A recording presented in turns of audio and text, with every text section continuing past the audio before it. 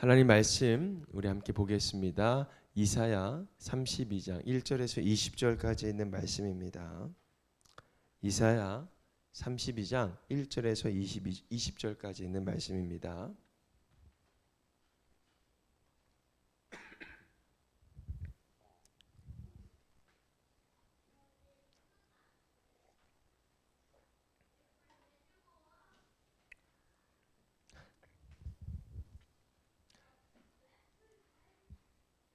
자, 제가 읽어드릴 때에 여러분들은 눈으로, 마음으로, 귀로 말씀을 듣고 보면서 또 그 말씀이 여러분들 마음 가운데에 깊이 자리매김할 수 있는 그런 묵상의 시간이 되기를 바랍니다.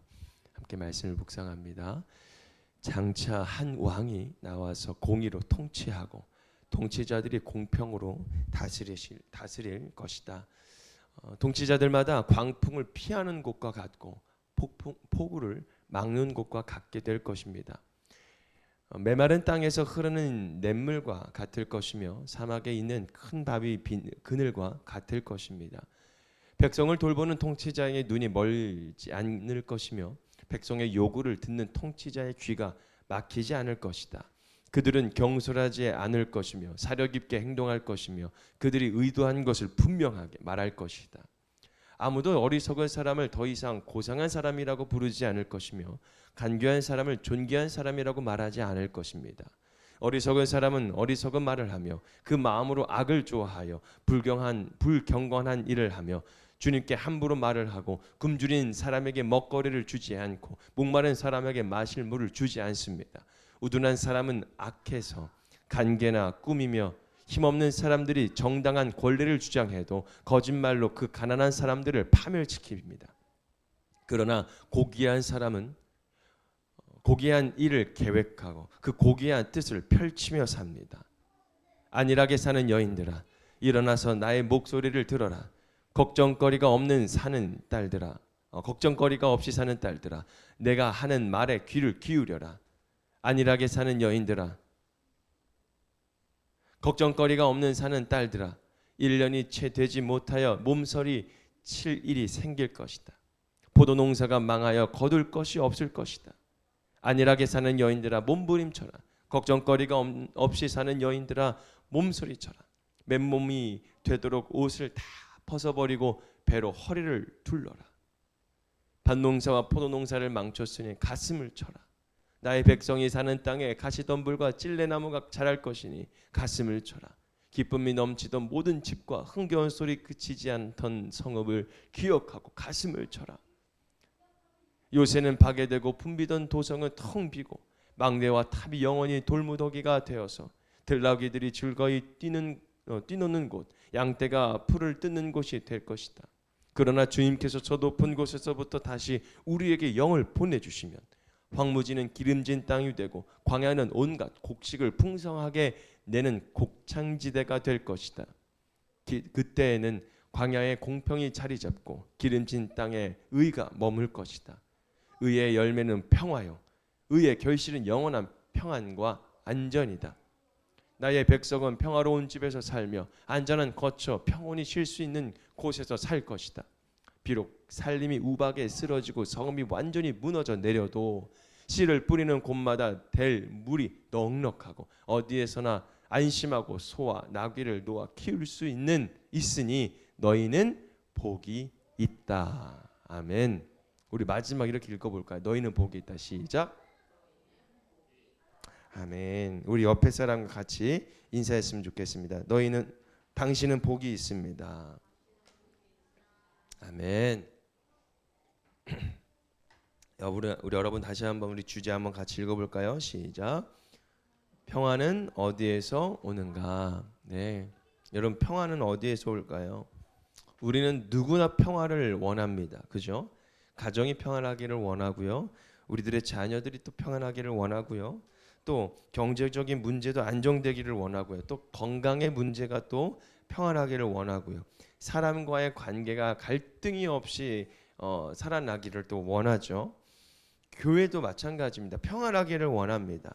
우리의 사회 나라도 마찬가지입니다. 평화를 원합니다. 그런데 우리가 살아가는 현실을 보면 이 평화라는 것이 생각만큼 쉽게 찾아오지 않아요. 너무나도 찾아오지 않습니다. 한 가지 문제가 해결되면 또다시 한 가지 문제가 또 발생이 되고요. 경제적인 문제가 또 해결된 것 같으면 또 관계적인 문제가 또 발생되고요. 이 문제가 꼬리를 물어서요. 마음의 염려까지 찾아오게 됩니다. 그래서 우리는 이런 생각이 들어오게 되는 거죠. 과연 평화라는 것이 있을까? 환경이 또 좋아지면 평안할까? 돈이 좀 더 있으면 평안할까? 모든 문제가 해결되면 그때는 마음이 정말 평안해질까? 여러분, 우리가 평안해지기 위해서, 편안하기 위해서 또 돈을 벌기도 합니다. 그렇지 않습니까? 여러분, 제가요 일을 하면서 여러분 통화를 하는, 거의 이제 상담을 하는 거죠. 저랑 통화를 하는 친구들이 몇몇 있는데 참 어렵습니다. 그런데도 불구하고 저랑 통화를 하면 자기의 이야기를 저한테 탁 얘기를 해요. 그래서 얘기를 들을 때마다 진짜 온전한 친구들이 하나도 없는 거예요. 정말 어려운 상황 속에서 일을 하고 또 어려운 상황 속에 살아가는 친구들이 너무나도 많은 거예요. 그런데도 그들이 이야기를 하죠. 왜 돈 벌어? 제가 물어보면 이런 얘기를 해요. 좀 평안하기 위해서 돈 법니다. 좀 편안하게 살고 싶어서 돈을 번다라는 거예요. 근데 이야기를 들어보면 그 편안하기 위해서 돈을 버는데 그 말조차도 불안하게 들리는 거예요. 여러분, 오늘 이사야 32장은 바로 그 질문들 속에서 대답을 해주고 있는 거예요. 당시 유다는요 매우 불안한 상황 가운데 놓여 있습니다. 나라 밖으로는 강대국이 위협하고 있고요. 나라 안으로는 지도자들의 문제가 발생됐고요. 사회에 불의가 있었고요. 겉으로는 뭔가 화려해 보여도요. 안정이 되어 보였지만 그 안에는 영적인 혼란도 있고요. 불안이 가득했습니다. 그 사람들의 눈앞에는 안전을 붙잡으려고 했지만 여러분, 하나님을 떠난 안전은요. 완전한 평화가 사라지게 되었다라는 거예요. 그런 유다를 향하여서 하나님께서 놀라운 미래를 허락하시는데 이렇게 말씀하십니다. 1절 말씀 크게 읽어볼까요? 시작.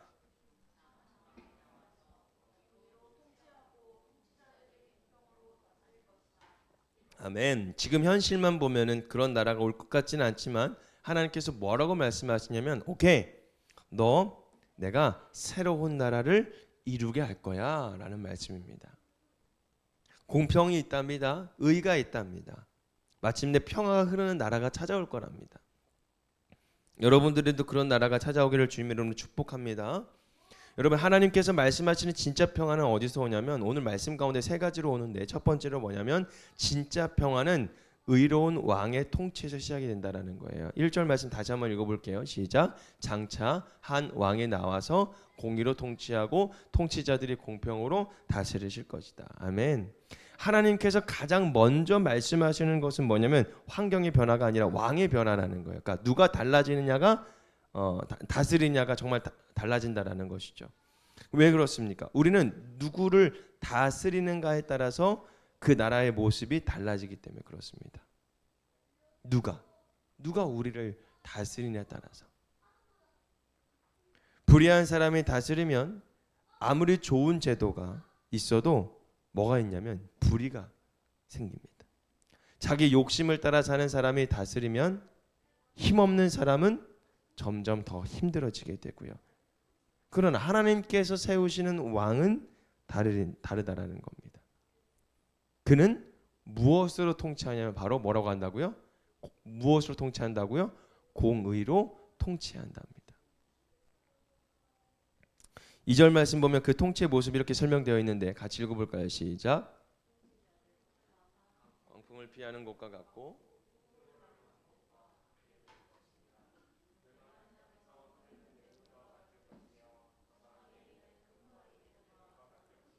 아멘. 아주 아름다운 표현이죠.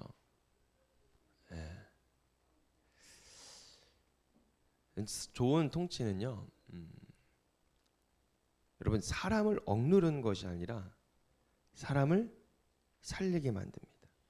광풍을 만난 사람에게 피난처가 되어주고 폭우를 만난 사람에게는 막아주는 지붕이 되어주고 메마른 사람에게는 뭐예요? 흐르는 냇물이 되어주고 뜨거운 사막을 걷는 사람들에게는요 뭐예요? 그늘이 되어준대. 하나님이 원하시는 통치는 힘을 보여주는 통치가 아니라 사람을 살리는 통치라는 거예요. 그리고 이 말씀은 궁극적으로 하나님께서 보내실 의로운 왕 누굴까요? 누구요? 메시아 예수 그리스도를 뜻하겠죠. 우리에게는 완전한 왕이 필요합니다. 사람은 아무리 좋은 사람이라고 해도 완전할 수 없어요. 그래서 예수님을 이 땅에 하나님께서 보내주신 거겠죠. 아무리 선지자들, 좋은 선지자들, 예언자들을 세워도 소용이 없는 거예요. 그러나 직접 하나님께서 성육신하셔서 이 땅에 아들의 모습으로 오셨어요. 그 예수 그리스도께서 우리의 의로운 왕이 되심을 여러분 믿으시기를 바랍니다. 예수님께서 우리의 인생의 왕이 되실 때 여러분 우리의 삶의 기준도 달라지기 시작한다라는 거예요. 그래서 3절의 말씀을 보면요 또 달라집니다. 3절 4절 말씀은 놀라운 변화가 일어나는데 이제 뭐예요? 통치자의 눈이 멀지 않을 것이래요. 그러니까 눈이 열리게 되고요. 또 귀가 열리게 됩니다. 그리고 또 경솔하던 사람이 사려 깊어지고요. 말도 분명해진다라는 거예요. 그래서 5절에 있는 말씀에 뭐라고 하냐면 더 이상 어리석은 사람은 뭐예요? 어리석은 사람을 고상한 사람이라고 부르지 않는다는 거예요. 그러니까 당시 사회 문제 가운데 하나는 뭐가 냐면 가치가 뒤집혀 있다라는 것이었어요. 악한 사람이 존경받는 시대였어요. 간교한 사람이 능력 있는 사람처럼 평가받았어요. 힘없는 사람을 짓밟으면서도 성공한 사람처럼 인정받았어요. 근데 하나님께서 말씀하시는 거예요. 그것을 어떻게 해요? 다시 바로 잡겠다고. 그 고귀한 사람이 누굴까요? 8절에 있는 말씀 볼까요? 시작. 그러나 고귀한 사람은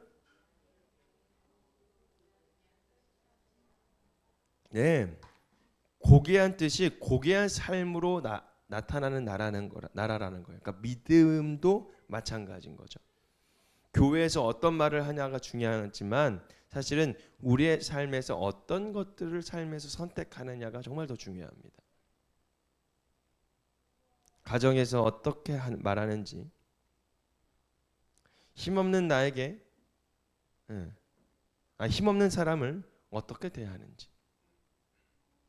누군가 나에게 아무것도 해줄 수 없을 때 그 사람을 어떻게 대하는지가 중요합니다.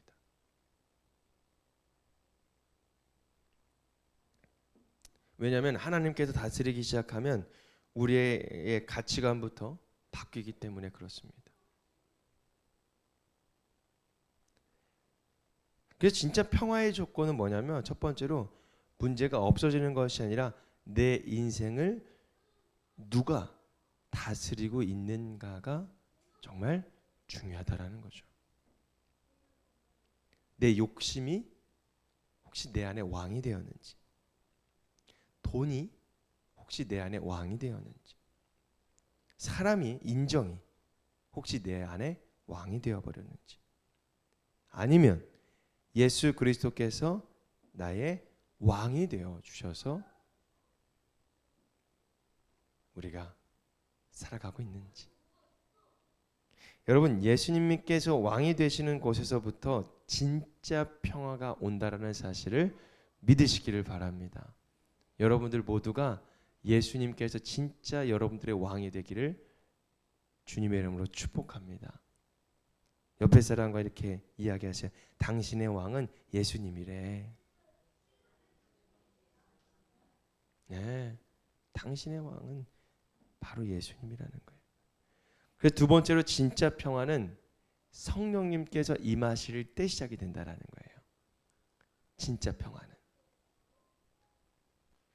9절에 있는 말씀 같이 읽어볼까요? 시작. 좀 분위기가 확 바뀌는데 시작. 안일하게 사는 여인들아 일어나서 나의 목소리를 들어라. 걱정거리가 없이 사는 딸들아 내가 하는 말에 귀를 기울여라. 뭔가 지금 강하게 말씀하시는 것 같은데 왜일까요? 그러니까 그들은 자신들이 안전하다라고 생각을 했어요. 난 괜찮아. 먹을 것이 있고 뭐 생활이 괜찮아. 당장 큰 문제가 보이지 않기 때문에 괜찮겠지. 별일 없겠지. 그러나 하나님께서 그들의 거짓 평안을 깨뜨리십니다. 어떻게 해요? 포도농사가 망하게 되고요. 밭이 황폐해지게 되고요. 기쁨이 넘치던 집의 소리가 사라지고요. 붐비던 성읍이 텅 비게 될 것이라고 말씀합니다. 여기에서 우리는 아주 중요한 사실을 발견하는데 안일함과 평안함은 다릅니다. 안일함과 평안함은 다릅니다.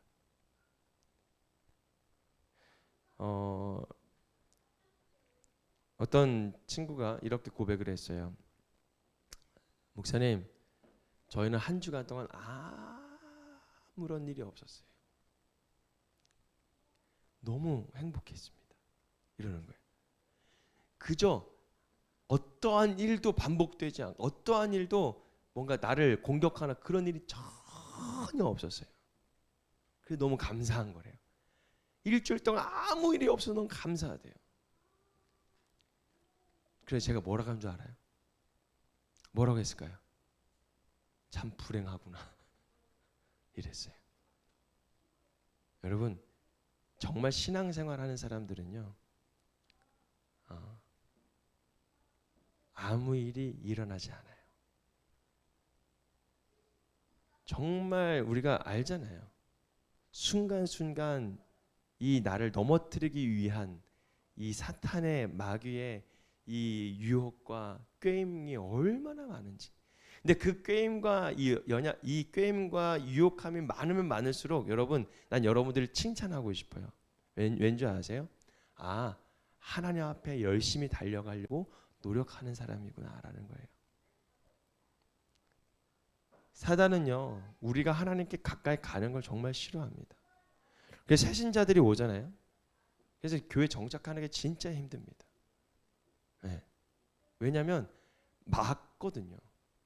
이제 사탄의 어떤 마귀의 이런 그 계보에 따라서 살아왔던 사람인데 이 하나님으로 붙잡고 살아가려고 하니까 이 마귀가 가만히 있겠냐는 거예요. 아니에요.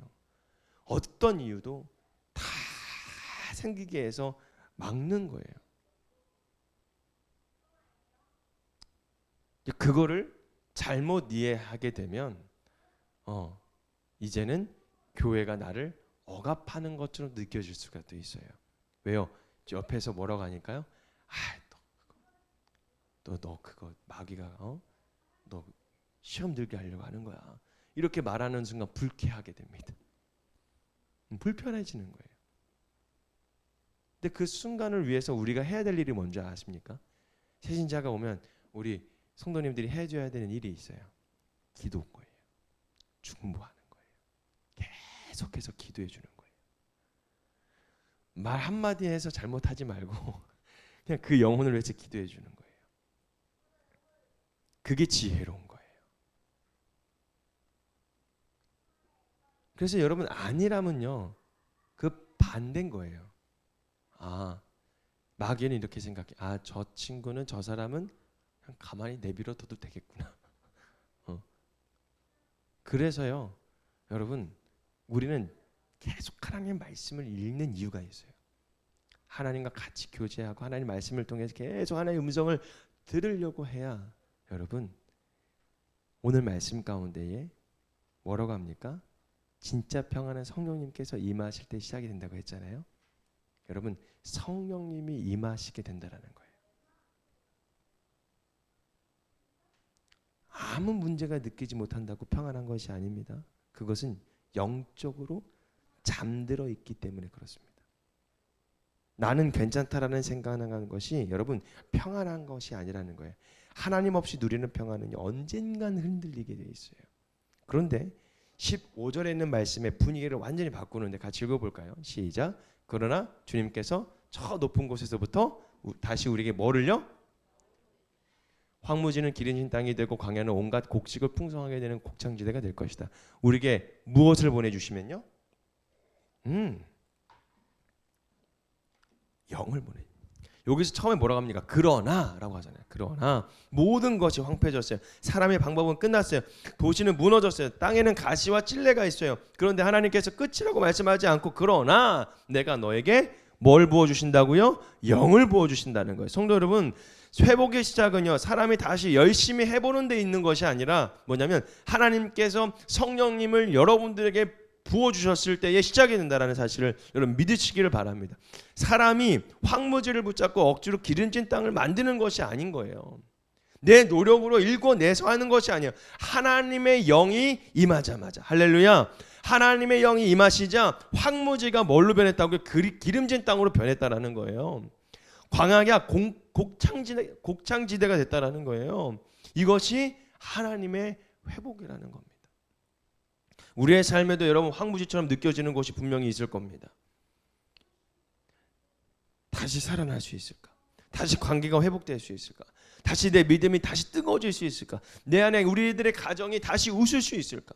내 관계가 다시 좋아질 수 있을까? 내 인생에 다시 소망이 있을까? 우리 눈앞에는 보이는 어떤 황무지 때문에 여러분 불가능하다라고 생각할 때가 있다라는 거예요. 하지만 하나님께서는요, 황무지만 보지 않기 위해 황무지만 보지 않으신다라는 거죠. 그 황무지 위에 뭘 부어 주신다고요? 성령님을 부어 주신다고. 그래서 우리의 기도는요, 단순히 상황을 바꿔달라는 그런 기도에서 여러분 한 걸음 더 나아가야 되는 거예요. 하나님, 이것을 해결해 주십시오. 여러분, 내가 하는 것이 아니라 하나님 이거를 피해 주세요. 하나님 문제를, 이게 아니라는 거예요. 하나님 이것을 해결해 주십시오. 이것도 필요하겠죠. 그런데 더 나아가서 주님, 이곳에 성령님께서 임하여 주시옵소서. 할렐루야. 우리 가정에 성령으로 임하여 주시옵소서. 우리 자녀에게 임하여 주시옵소서. 우리 교회 리바이브 교회 성령 가운데 충만케 하여 주시옵소서. 메말라버린 나의 마음에 다시 하나님의 영을 부어 주시옵소서. 여러분, 이런 고백이 여러분들의 삶 가운데, 여러분들의 믿음의 가운데 있어야 될 줄 믿습니다. 성령님께서 임하시면 우리의 영적인 시야도 달라진다는 거죠. 보이지 않았던 것이 보이고 들리지 않았던 하나님의 음성이 들리게 되고요, 왜곡됐던 나의 가치가 바로잡게 되고요, 메말랐던 마음에서 다시 생명이 시작이 된다는 거예요. 여러분, 하나님의 영이 임하자마자 여러분 메마른 그 뼈들이 다시 살아나잖아요. 하나님의 군대가 되잖아요. 오늘 내가 바라보는 광야가 내 인생의 마지막 모습이 아니라는 겁니다. 이게 끝이겠지, 이게 나의 인생이지 뭐, 아니라는 거예요. 성령님께서 임하시면, 할렐루야, 성령님께서 임하시면 광야도 다시 기름진 땅으로 변하게 된다는 거예요. 그래서 우리가 성령님을 의지하는 거예요. 성령님께서 함께 해달라고 우리가 기도하는 거예요. 하나님의 영이 이곳에 임하여 주시옵소서. 그래서 세 번째로 진짜 평화는 여러분 의가 삶의 열매를 맺을 때 찾아온다는 거예요. 성령님께서 임하신 다음에 무엇이 나타나냐면 16절에 있는 말씀 같이 읽어볼까요? 시작. 그때는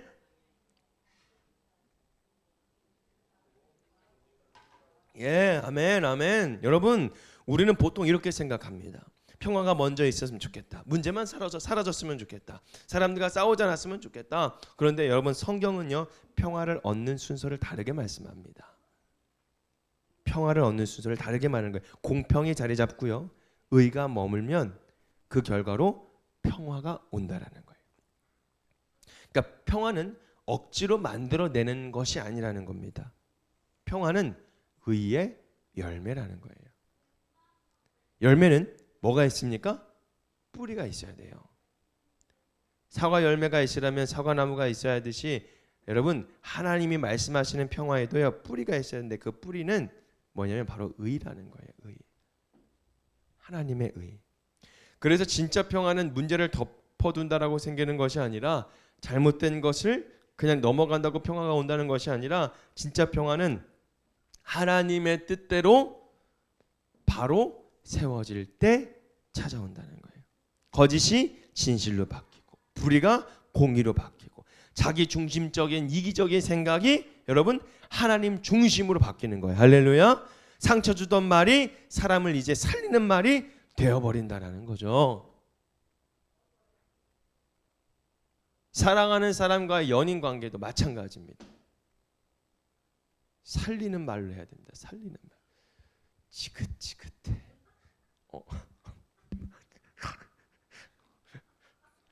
자, 여러분 이런 말 하면 안 돼요. 그런 말 하면 안 됩니다. 감사해요. 원래 이런 말은요, 약간 이제 40대, 50대, 60대 여기서 빵빵 터지는 말씀이거든요. 예. 사실 그래요. 지긋지긋해 막 이런 거. 저도 많이 이제 그런 이야기들을 많이 듣습니다.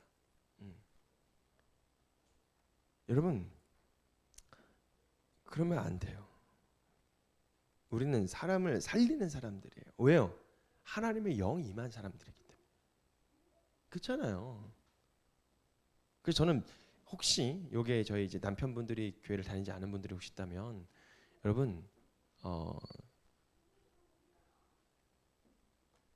남편 앞에서 바리새인이 되면 안 됩니다.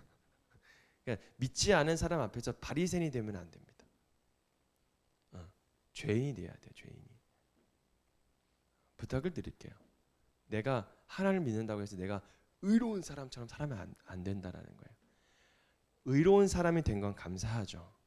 그러나 내 믿음이 강하고 내 믿음이 아주 충만해서 이 사람을 무시할 만큼 그런 사람은 될 수가 없는 거예요. 다 공평하고 또 때로는 우리가 섬겨야 되고 때로는 우리가 높여드려야 돼요. 살려야죠. 그래야 오지. 제가 저번에도 말씀드렸잖아요. 쉼터에 있는 선생님들이 그 친구들에게 여러분 살리는 말만 해요. 근데 그 말 속에 뭐가 있냐면 강요가 없어요. 강요가 없더라고요. 근데 거기도 교회가 있어요. 그 교회 담임 목사님도 잘 아는데 그 목사님이랑 대화를 하다 보면 그 분들에게 복음을 전하긴 하지만 강요를 하지 않아요. 여러분 믿지 않은 사람들에게 이제 우리가 조금 이제 우리 기독교가 교회 다니는 사람들이 시선을 좀 바꿔야 돼요. 방법도 바꾸고요. 말도 바꾸고요. 옛날에는 너 그렇게 갈다가 귀신 들려 뭐 이렇게 가면 안 돼요. 옛날에는 그게 통했을 수도 있어요.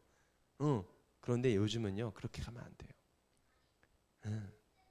왜요? 예수님도 그때 우리 오셔가지고 뭐라고 하셨어요? 뭐라고 하셨어요? 아무도 너에게 정죄할 권리가 없다고 했잖아요. 그 누구도 너를 정죄할 수 없다고 하잖아요. 예수님마저도 사람을 살리기 위해서 정말 온갖 좋은 말들로 그 영혼을 살리셨잖아요. 옆에 사람한테 이렇게 얘기하시면 좋겠어요. 이제 살리는 언어를 쓸게. 그러면 살리는 언어를 써야죠.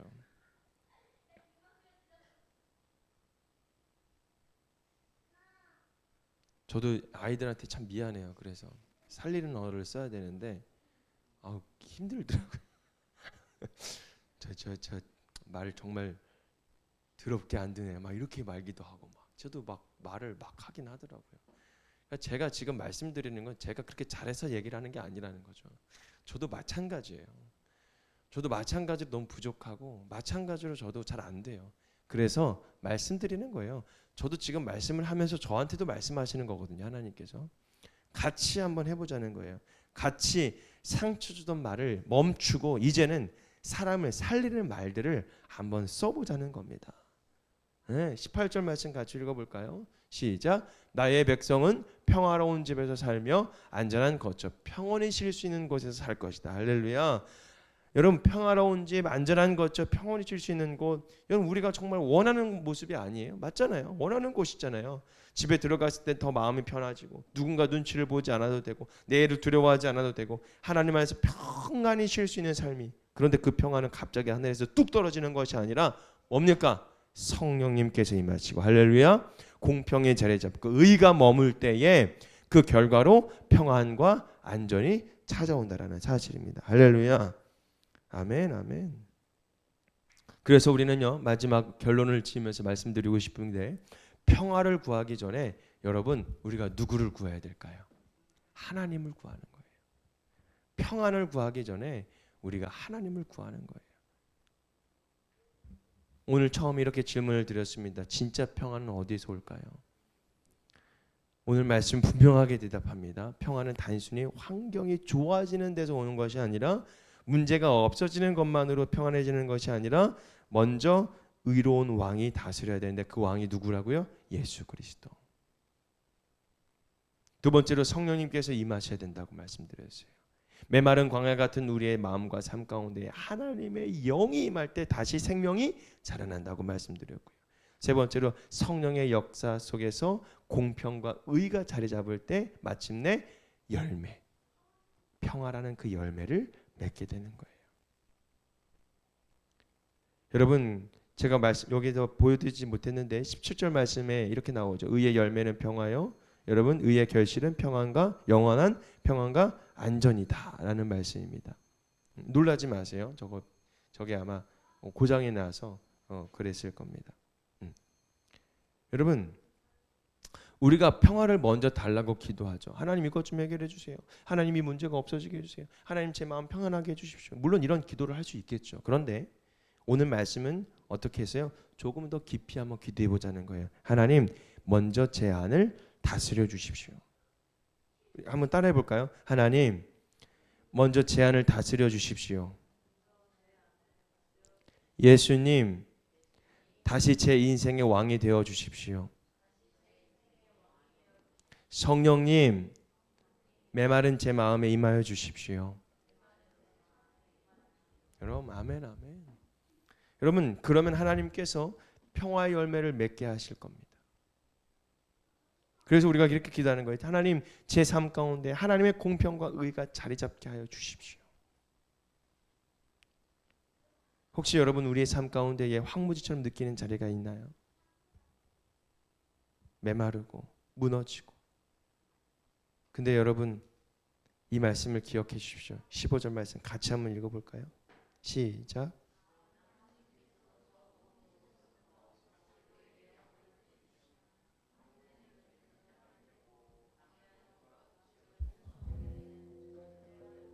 아멘 아멘. 여러분 우리 같이 한번 기도의 자리로 나아갔으면 좋겠어요. 정말